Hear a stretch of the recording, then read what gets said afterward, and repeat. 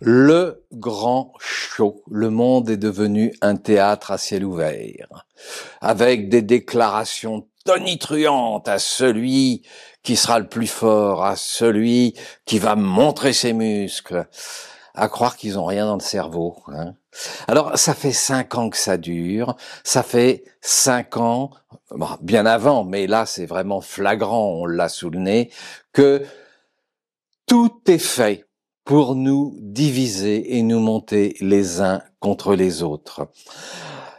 Il y a les gens de gauche qui étaient pro-vaccin et pro-Poutine, puis les gens de gauche qui étaient pro-vaccin mais anti-Poutine et pro-Trump, et puis il y a les gens de gauche qui étaient anti-vaccin mais pro-Poutine, et puis les gens de gauche qui étaient anti-vaccin mais anti-Poutine, puis il y avait les gens de droite qui étaient pro-vaccin et pro-Poutine ou anti-Poutine, et puis des gens de droite qui étaient anti-vaccin, pro-vaccin, anti-Poutine, pro-Poutine, pro-Trump. Voilà, on est divisé. Voilà. Ils s'amusent en fait, ils s'amusent. Et pendant ce temps-là, mes amis français et européens d'une façon générale, on vous fait les poches, on vous amuse, on vous trimballe, on vous divise. Et vous avez toujours à la tête d'un certain nombre de gouvernements des incapables notoires. Donc nous sommes en train d'assister à un nouveau Yalta, avec, bien sûr, des acteurs supplémentaires. C'est le grand show, hein.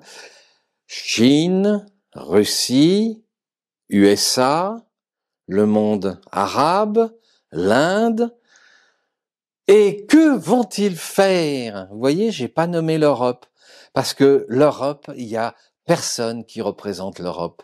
L'Europe va être détruite, réduite en petits morceaux, pillée, soumise au diktat des autres, tant et si bien que, eh bien parce que nous avons des incapables à la tête de différents pays européens, pas que, il y en a qui tirent leur épingle du jeu et qui savent faire, il y en a qui sont très malins, mais dans l'ensemble, c'est pas jojo. Voilà. Donc l'Europe va être sacrifiée. Pourquoi? Parce que nous sommes incapables de nous réunir, quels que soient les pays, nous sommes incapables de travailler ensemble, nous sommes incapables de nous prendre par la main, quelles que soient nos divisions, quelles que soient nos pensées, et de penser justement que le plus important, c'est la souveraineté de nos pays, c'est la souveraineté de nos nations, c'est notre souveraineté. On est en train de se faire avoir sur les grandes longueurs. Alors, qu'est-ce qui va se passer en Europe? Eh bien, si nous ne réagissons pas, l'Europe va être confiée au Deep State qui va venir s'implanter en Europe. Il y a tout ce qu'il faut en Suisse, à Genève et dans d'autres pays. Toutes les grandes organisations sont déjà là, déjà implantées. Qu'est-ce qui va se passer en Europe? Le grand reset de Monsieur Klaus Schwab. Voilà ce que nous allons subir si nous ne nous réveillons pas. Regardez bien ce qui se passe, regardez bien les négociations qui sont en cours. L'Europe, c'est vraiment la dernière roue du carrosse.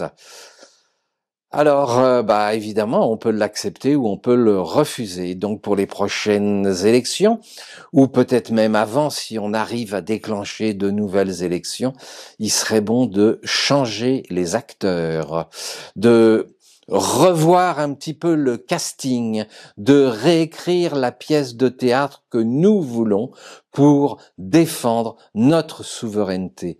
C'est la nôtre personnelle, celle de nos enfants, de nos petits-enfants, et donc la souveraineté de nos pays. Car dites-vous bien une chose, la philosophie qui va se mettre en place, quoi qu'en pense Monsieur Trump, quoi qu'il fasse de toutes ces grandes déclarations, la philosophie, le contenu de ce qui va se mettre en place, ça va être des pays qui vont travailler ensemble, échanger ensemble, tant sur le plan industriel qu'intellectuel, scientifique, avec pour base le respect de la souveraineté de chacun.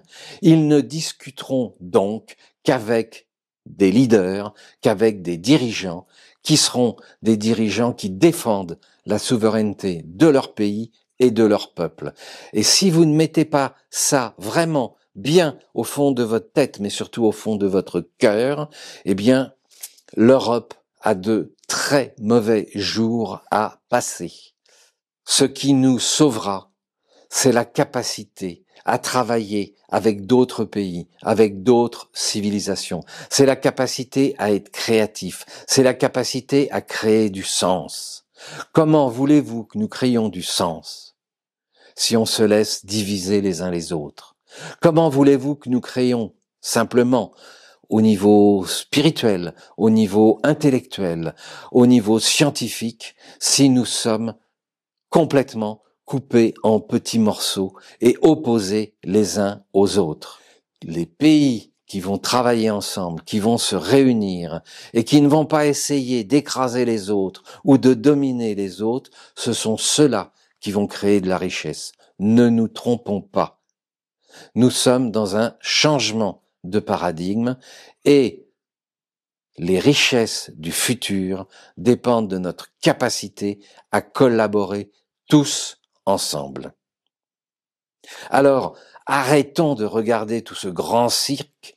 Monsieur Trump occupe les médias internationaux quasiment jour et nuit. La solution n'est pas entre ses mains. La solution, elle est entre nos mains. Et ce que nous avons à faire, c'est de devenir ou de redevenir avant tout souverain, de défendre cette souveraineté coûte que coûte et d'imposer à nos dirigeants de travailler pour nous et de bâtir, de défendre, de développer la puissance de notre souveraineté. Je vous laisse réfléchir là-dessus.